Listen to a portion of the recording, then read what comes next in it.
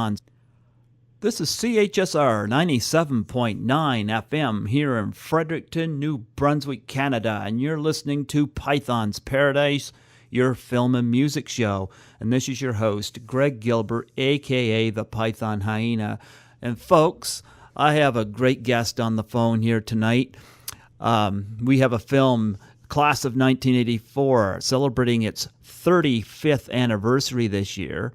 And I've had 3 guests from that film on my show in the past. And, well, I'm going to talk to a band that was featured in that film. And it was this film that introduced me to their music. And I love punk music. And I certainly love Teenage Head. And I welcome Gord Lewis here this evening on Python's Paradise. How do you do, Gord? Oh, great, Greg. Thanks for having me. It's wonderful to have you. I was suggested to reach out to you because, unfortunately, Frankie Venom is no longer with us. But I was interviewing a local DJ who used to do a show here at CHSR years ago. He got his start here. His name's Rob Pinnock, Uncle Rob Pinnock. Oh, yeah. You know Rob? I can't say that I do, no. Well, he's a fan of your music, and we talked about Teenage Head, and he said to me, he said, well, we're talking about Class of 1984, and I mentioned I wanted to get somebody from Teenage Head on there, and he said, reach out to Gord Lewis, and he said that you were the guy to talk to. Oh, great. Okay, well, that's good. Yeah. Glad you did. Yeah. So I just wondering, if I could get just a little bit of background for you personally and how you got into the music and how you formed with Teenage Head.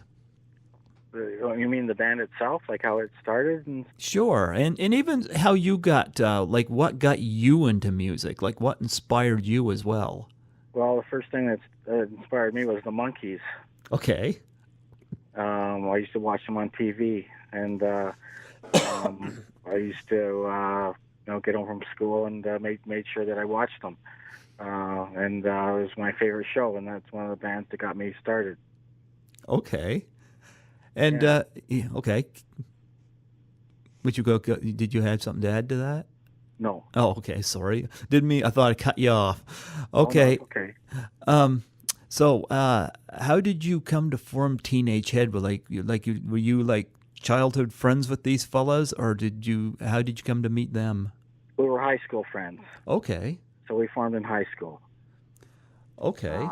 There was no music going on at all in our high school. They had a music class, but nobody really wanted to go to that. We just kind of met through friends of friends type of thing. And that's how we started. Okay. And your first album, of course, came out, I think it was 1978 or 1979? 79. 79. Okay. Yeah. What was the process like of making that first album? Well, we recorded a lot of songs. Our management had us in the studio quite a bit recording, so we had a lot of demos. And eventually, we just wound up going into the studio, and after we picked the songs and recorded them. But they're all based on demos that we did. Yeah, I've got that CD, and I guess the first song you guys released was "Picture My Face." Is that correct? Yeah. We did a 45 called "Picture My Face," and "You Tear Me Apart" was the flip side. Yeah. That was our first recording that we released. It was a single. I love "Picture My Face." That's a song I also play a lot on here. Tell me about that song and what inspired that song. Actually, it was inspired by a song called "A Little Bit of Me, A Little Bit of You" by the Monkees. Okay. Believe it or not, yeah. That's where kind of the riff kind of came from, and when we were finished writing it and started playing it live, we kind of knew it was a really good song. It was kind of like, okay, we kind of mastered this songwriting thing, and that's how we felt after "Picture My Face" was written and we were playing it live. That we actually had made a good song. I like it was songwriting. It was just kind of just we were just cutting our chops. Yeah, I like the kind of the condescending tone to the lyrics too. Like, you know, you smile at me and I look away. And Yeah, yesterday I needed love, today I need some hate. yeah, yeah. So who wrote that? Songs you're not supposed to, words you're not supposed to use in songs. Actually, hate not one, not a word you're supposed to use in songs. At least that's what I got from songwriting. Okay. No, me and Nick wrote that song. Yeah, I like the lyrics to it. It's just one of those leave me alone songs. Yeah, But and of course you wrote "You're Tearing Me Apart" went along with that, huh? yeah. I wrote that by myself. Okay, what inspired you with that song? That's just a teenage angst song. That's all it is. It's a high school song. But wound up using quite a bit of things that I learned from songwriting, like tried a good Chuck Berry intro to it. Had a modulation. There's a key change in it. Hand claps. It was just again another well-written song where we just were trying our best to write songs, and that's one we came up with. Yeah, and of course the '70s was really where punk really was booming. You had, of course, the Sex Pistols. One of my personal favorites, like you guys, the Ramones. I love the Ramones. Yeah, And I know you guys did some work with Marky Ramone. yeah. We did an album with him. Yeah, what was he like to work with? He was great. He was a workaholic. He kept you on your toes. There's no fooling around with the guy. That's for sure. He was down to business right away. He was great to work with. Yeah, I play a lot of Ramones too, and unlike the Sex Pistols are kind of like a way edgy band, whereas the Ramones are kind of fun in their lyrics, you know. Yeah. And that's what I like about. A lot more prolific too. Like Ramones released a lot of albums. Do you have a favorite Ramones song? I Want to Be Well. Do they ever? It's Yeah. unfortunately we lost all but one. I think there's one left alive, huh? Well, Marky's still alive, and CJ is. Oh, CJ's still alive as well. Okay. Yeah. He's got a new album out called American Beauty. Great title, great film. Yeah.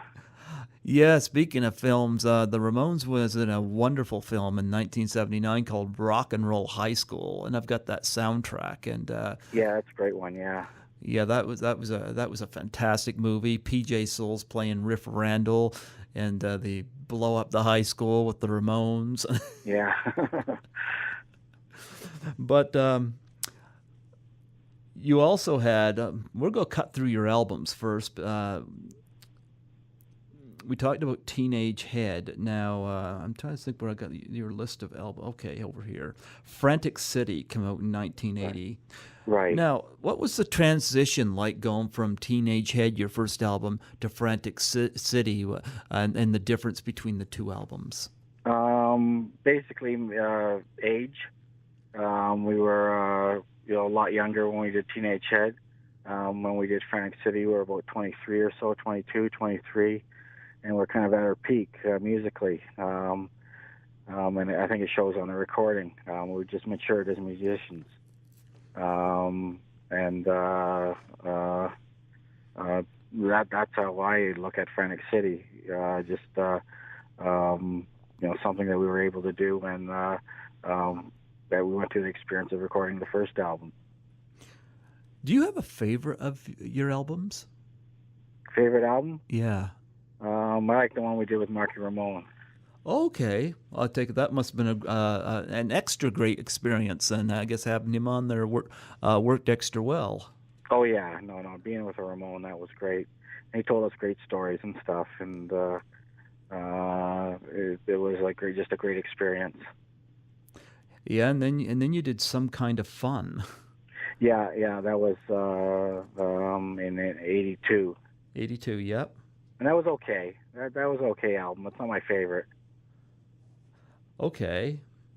And you have something called Tornado EP. not lit on Wikipedia, but what's that all about? It was just we signed with another label called MCA Records. Oh, okay. Yeah, and they wanted an EP, so that's what we did. Oh, okay. Yeah, they just wanted 6 songs.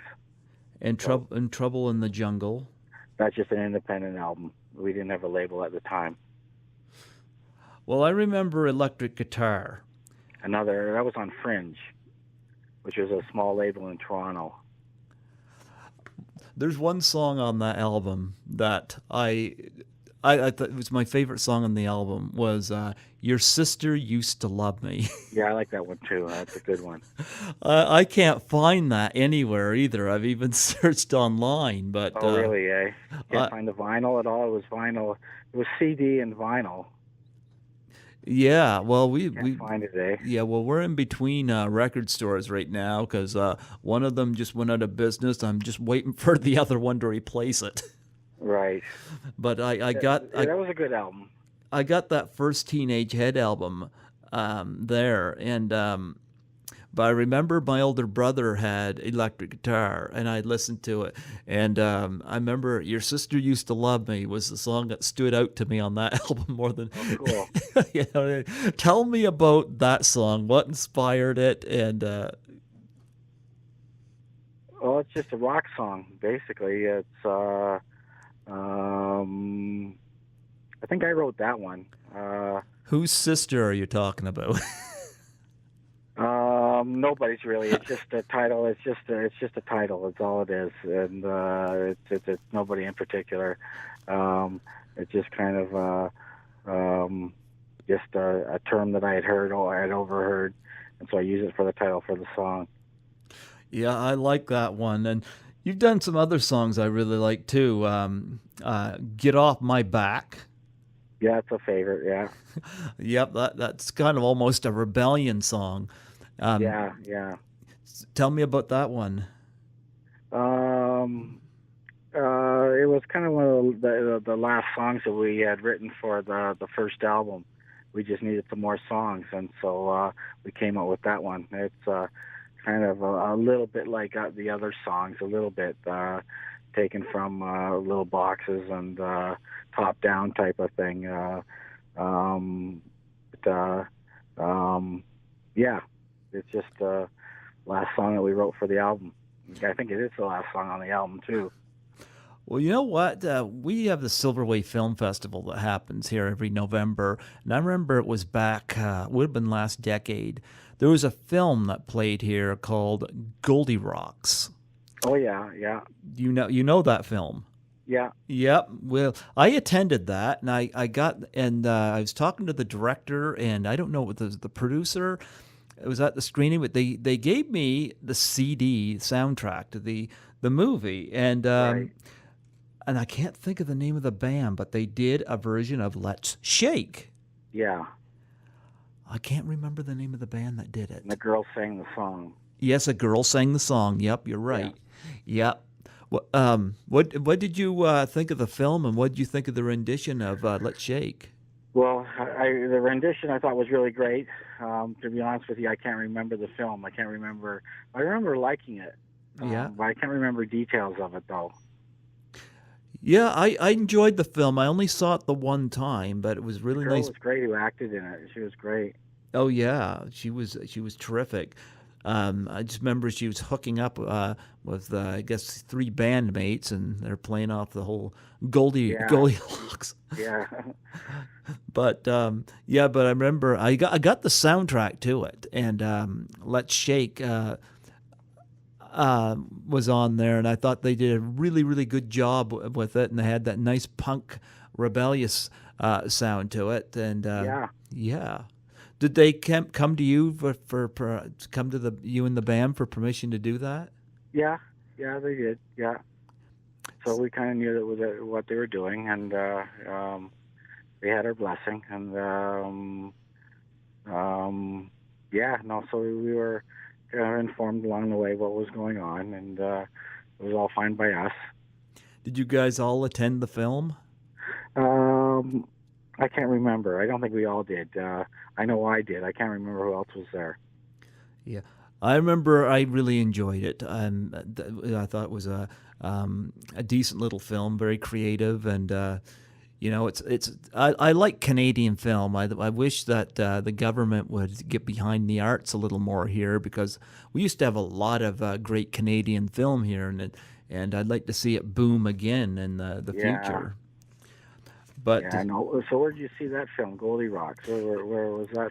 that played at the Silver Wave Film Festival here in Fredericton, New Brunswick, and I can't remember the year. I know it was in the mid 2000s there, but Okay, yeah, that makes sense. Yeah. yeah, but it was one of the selections that played it. It was at well, at the time it was up at the Regent Mall, where Cineplex is now. It was Empire Theaters at the time, but now Silver Wave is kind of restricted now, mainly to different venues Right. due to cost. But I remember they did Goldie Rocks. I read the venue and I thought, well, the little pamphlet and the description of the film sounded interesting, so I decided to go check that out. Yeah, so I play their Yeah, that's a music. good one. Yeah, but speaking of Canadian film, though, where I discovered you guys, of course, was a 1982 film called Class of 1984, and very violent film. But I gotta say, I remember the first time I had seen a piece of that film. My uncle was actually watching it, and it was where Peter Stegman was harassing Andrew Norris, the music teacher, saying, "I'm the future," and Right. and I gotta say, first off, I've done 3 interviews from that film.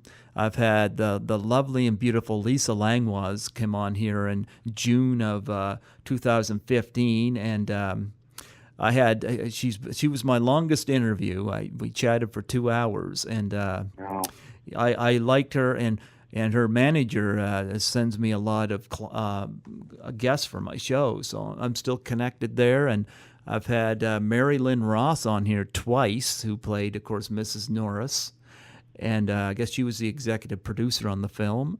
And Wasn't Roddy McDowall in that movie? yeah, and I had Stefan Arngrim on here as well, who played yeah. Drugstore. Yeah, and of course you guys make that appearance. Actually, let's talk about Roddy McDowall for a minute. Now you brought him up, because I got to say he is in arguably I think the most powerful scene in the movie, where he's I guess the backstory is this gang had tortured and killed his lab animals. Of course, it doesn't show it on screen, but we see the results. And of course, he loses his mind, and he uses a pistol to teach his biology class. And and I'm going to tell you, that's a great piece of acting on part of Roddy McDowall. He's a great actor. No, I was kind of honored to be in the same movie with him. Yeah, and you guys show up there and at this nightclub scene, and of course, Ain't Got No Sense. I'm always a little bit annoyed that on Wikipedia, even on the credits of the movie, you see Ain't Got No Sense is listed, but Little Boxes is never listed. And no, well, I guess it wasn't a featured song. It was just a background music. yeah, and it's clearly there. You can hear it without having to really listen. You can definitely hear it. You can hear the alimony going on in the background there. Right, yeah. Yeah. But Little Boxes is my favorite, hands down favorite Teenage Head song. Oh, great. I love that song, and it gets lots of airplay here. Yeah, I love that song. It's just, it's a great friggin' song. Before we talk about the connection in the movie, what is Little Boxes? What's the title represent? It actually doesn't mean anything. Okay. You don't hear the word "little boxes" anywhere in the song at Nope. all. It's just 2 words. That's all it is. So what's the song supposed to be about then? Actually, I don't know. You'd have to ask Frank that one, and you can't.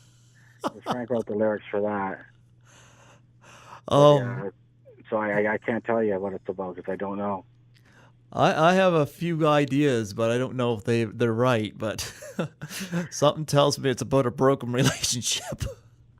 Um, well, that could be. Frank wrote a lot about like those things, so yeah, it could be. But he's the only one who knows. Yeah, no, I love that song, and of course, it is featured, of course, whenever the gang goes back in to the through the hallway in their little office there, and they're dealing the drugs, and they have that young woman come in there.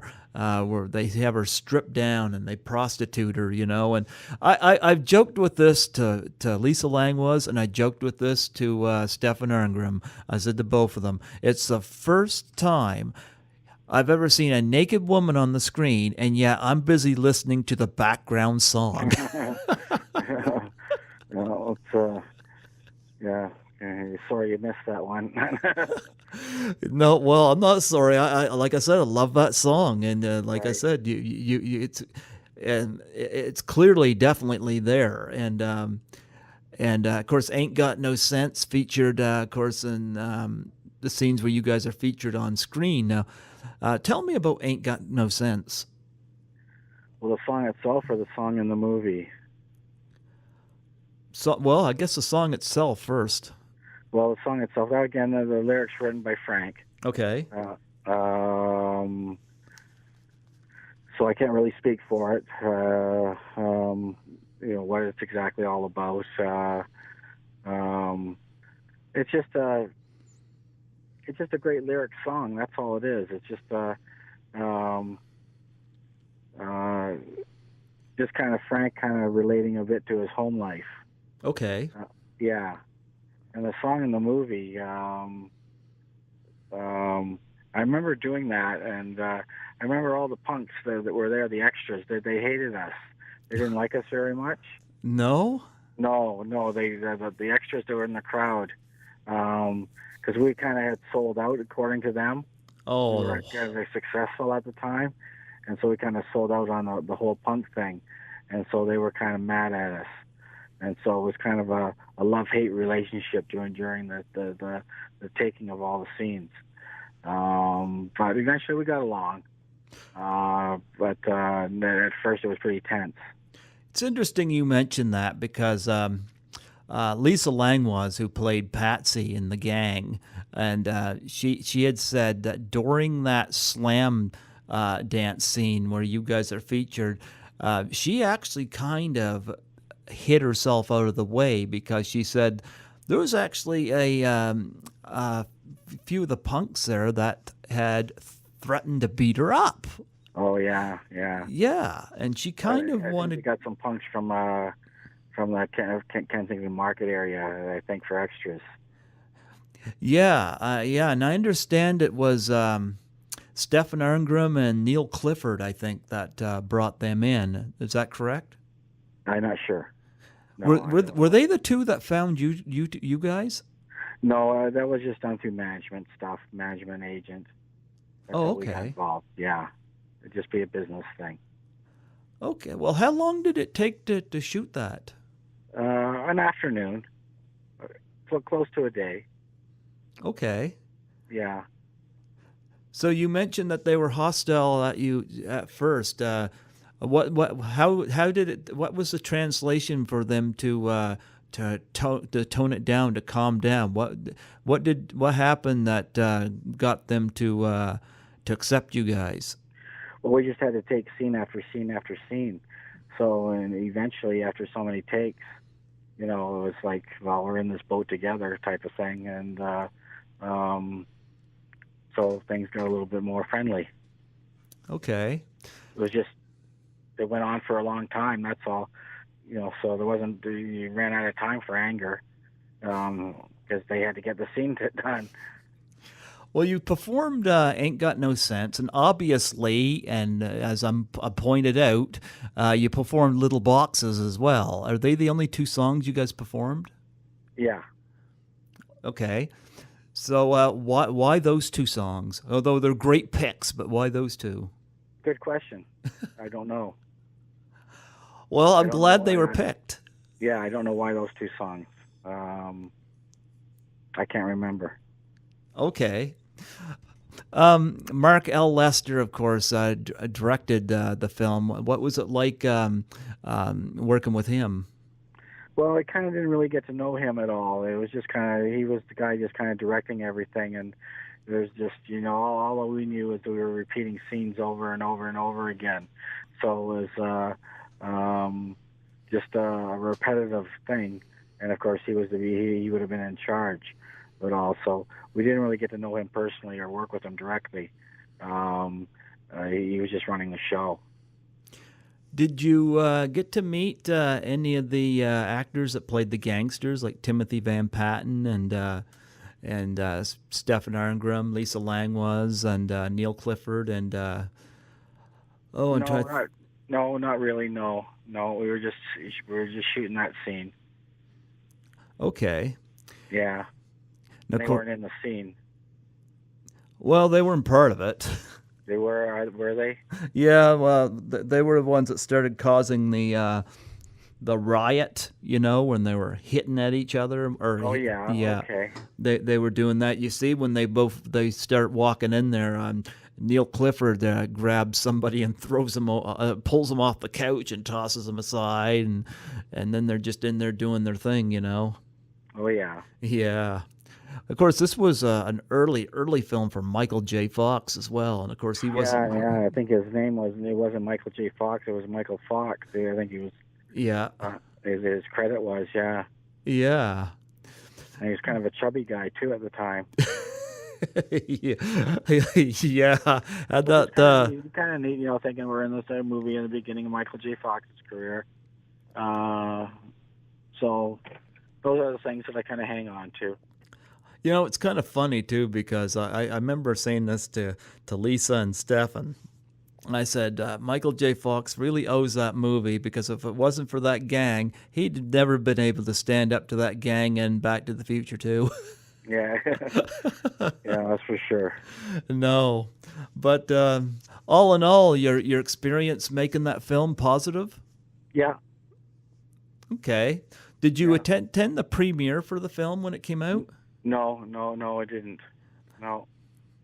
Yeah, I would have been 10 years old when that film came out. Oh, yeah. Yeah, I was born in 1972. And, of course, Alice Cooper's We Are the Future opens that movie. So you got some really good company in there. Oh, okay. Other music that's in the movie. Yeah, I Am the Future opens it, and I guess some stuff by Fear is in there as well, I believe. Oh, yeah. Yep. Although I'm at a loss to know where Fear is featured in the film, but I certainly picked up your stuff in the movie. Right. Yeah. But it's interesting because Timothy Van Patten played the gang leader in the film, and I heard originally that he wasn't comfortable doing the movie, and originally I guess they wanted a Van Patten, and I guess they were looking for Vincent Van Patten, and I find that funny because we were talking about Rock and Roll High School just a little earlier with the Ramones, and of course Vincent Van Patten played the goofy football player in it. Right. And I don't know why he would have turned down Class of 1984, because I think it would have been interesting seeing him play that goofy football player in Rock and Roll High School, and then playing this vile gang leader in this film. Right. Yeah. No, you're right. Yeah. So anyway, I don't know what the story was there, but no, I don't know what the backstory is. No, but I gotta say, I love Class of 1984. It's one of my all-time favorite Canadian films, and like I said, it was the film that literally introduced me to Teenage Head, and it's strange because I like Ain't Got No Sense, but it was really Little Boxes, and you just hear it in that background. That was what grabbed me, and that's kind of a testament to that song and your music, that something will grab you, especially when there's a nude scene going on, and most of your music. So kudos to you guys on that. All right, no, thank you. Yeah. Now, we've talked a little bit, but not much about Frankie Venom, and of course, he's unfortunately no longer with us. And I just wanted to know, tell me a little bit about him. Well, he had a big heart. He was a great guy. He was a great singer and a great showman. He'd give you the shirt off his back. He just lived a really fast life. He lived a hard life. And he was a survivor. He's just one of those guys that you're never going to meet. You'll never meet again. Once you've met them, and once they're gone, you're never going to meet that kind again. And that's what I think of Frank. Yeah, he when he passed away, where were you when you heard the news? I just was getting out of bed, actually. I got a phone call from my sister in the morning and said you should come down to the hospital. I don't know this part. What did he die of? Well, he had throat cancer. Oh. And he had liver problems as well, too. How old was he when he passed away? 52, I think. Oh, he was young. Yeah. Oh, that's sad. I think that was in 2008, huh? It was 2008, yeah. Okay. No, that did the band attend his funeral? Oh yeah, for sure. Well, that was a loss because he had a great voice and it really brought brought a lot of personality to the songs whenever he sang them. And oh yeah, well, he had a lot of personality. Yeah. Yeah, no, he was a great singer. He was one of the finest. Now, how many instruments do you play? Just a guitar. Just guitar and electric guitar, yeah. Okay. Now, did you? What age was you whenever you decided you wanted to learn guitar? Was that at a real young age? I was about 14 or so. Yeah. Yeah. Did it take you long to learn it? Yeah, no, because I started on bass first. Okay. And then me and Nick were playing together. I was playing bass, he was playing drums. That's all we had for a while. And then Steve came down to the basement where we were jamming, and he wanted to play too. So I kind of just had to hand over the bass to him, and then I started playing guitar. So I had to learn guitar, even though I didn't want to learn it. Did you have any inspirations? Oh yeah, for sure. New York Dolls, Stooges, okay. MC5, yeah. Okay. And of course, there's I'm looking at the band members. I got them listed down here. I know there was Steve Mann. Yeah. Okay. Is he still with the band now? Yeah, he is. Yeah. Okay. Now there was one that was replaced. Nick, I don't know how to pronounce his last name. Okay, I didn't want to mispronounce him. Yeah, he quit about 1984, 85. Okay. And he was replaced by Jack Pedler? We had different drummers. So there's Mark Lockerbie, there's Blair Martin, Jack Pedler. So there's a different drummers that kind of filled in. Okay. Yeah. So of all the songs that Teenage Head have done, do you have what? Well, okay. I hope this is not too much of a head scratcher. Do you have a top 3 favorite songs of Teenage Head? Yeah, I like Infected. Okay, I like that. Picture My Face. Yeah, I like that. And She Rips My Lips. Okay. Electric guitar. Oh yeah. Well, tell me about Infected. Again, another song. We were just trying to write an anthem type of song. Just something that was longer than 3 or 4 minutes, and we were just trying to write a long song, and that's how that came out with the long lead break at the end. Okay. And lyrically, again, that was Nick and Frank writing the lyrics. I kind of basically just wrote the music, I didn't bother much with lyrics, so I can't tell you too much about what the story is behind that. But that's how that song came about. And you mentioned Picture My Face, and you mentioned, what was the other two you mentioned? Sure, It's My Lips. Okay. That's off electric guitar, too. Oh, it's off electric guitar. Okay. Now, why that song? I just like the riff. Okay. Yeah, I like the chord changes. Okay. It's a well-written song. Another song's Full-Time Fool that I like. Mm-hmm. It's well-written. It's a compact 2-minute, 3-minute song. A lot of stuff going on. Okay. Yeah. Now, you guys, of course, like myself, Canadian. It's nice to talk to some great Canadian talent. Mm. Yeah. Now, when you guys ever toured, is there any particular places that you enjoy going best? I like playing Calgary. Okay. Yeah, Calgary was a great place to play. Vancouver was a great place to play. Fredericton wasn't. What's that? Fredericton wasn't. Why not? We didn't do too good there. We had to play there when we were starting out in our careers. We had to stay the week. I forget where we played, the Riviera or something like that. Okay.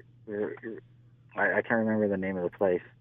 But anyway, it wasn't very well attended.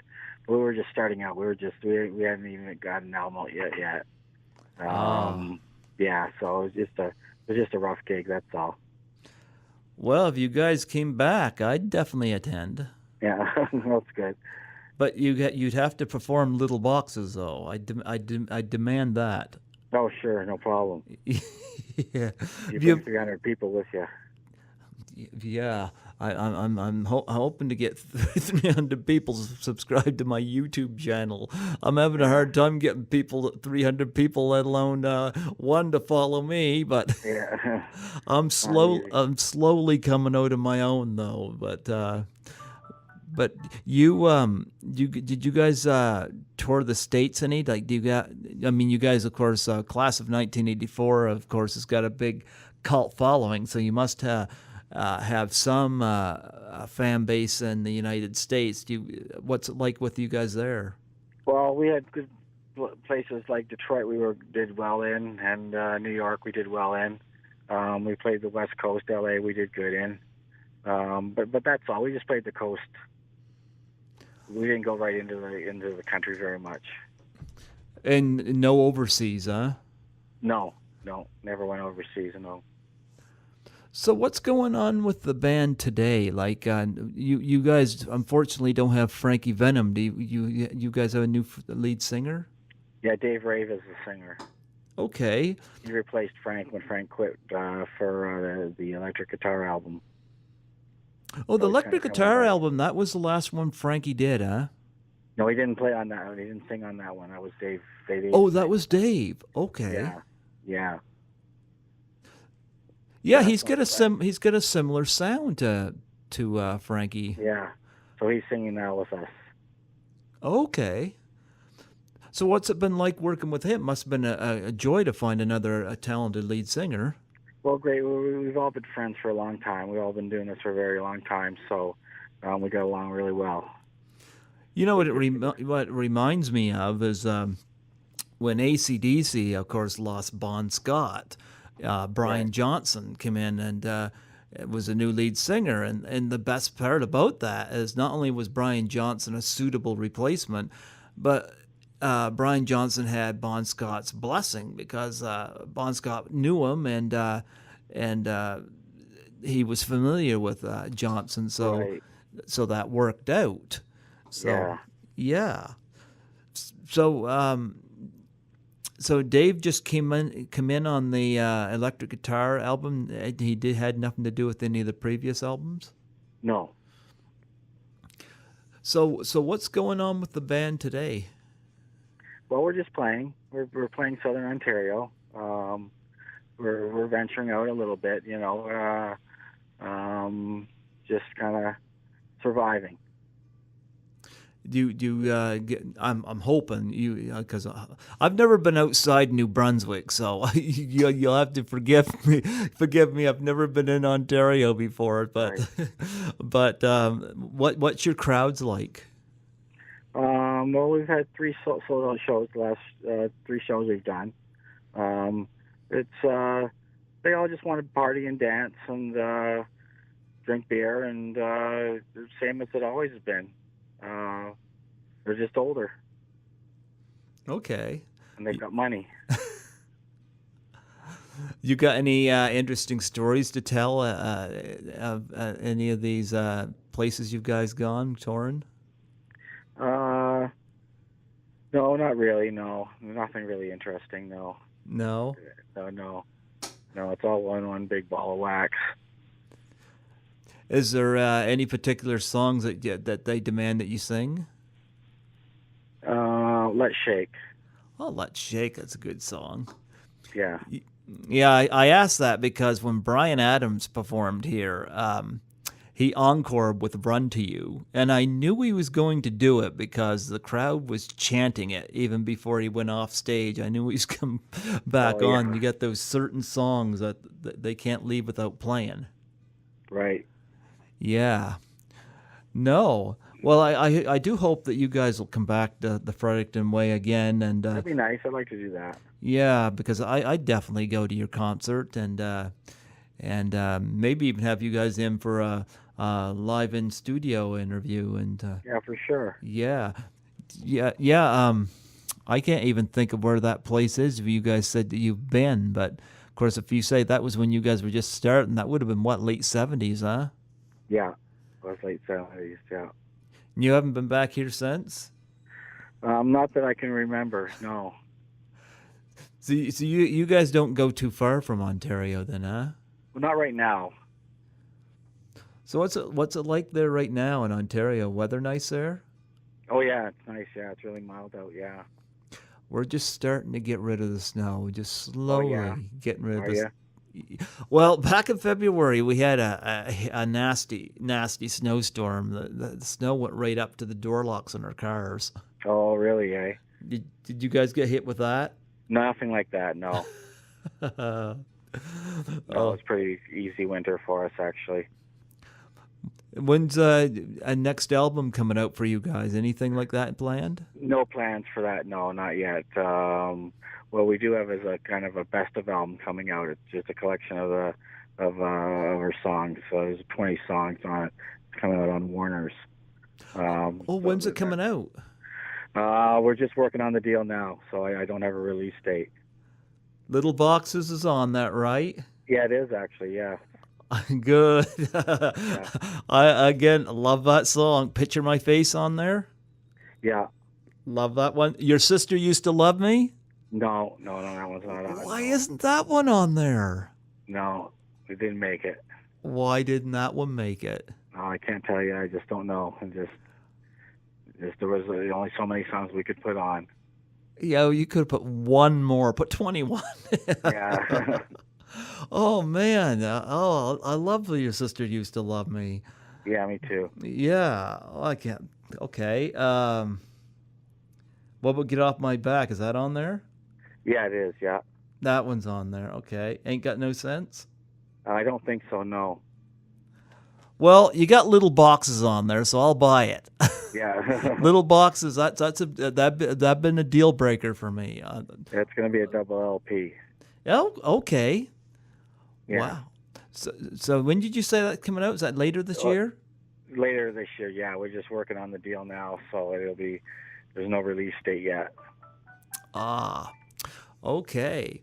Well, and that's something I got to grab, and I got to pick that up. I'll definitely buy that. And Okay. you guys, of course, will advertise that on your Facebook account, I hope.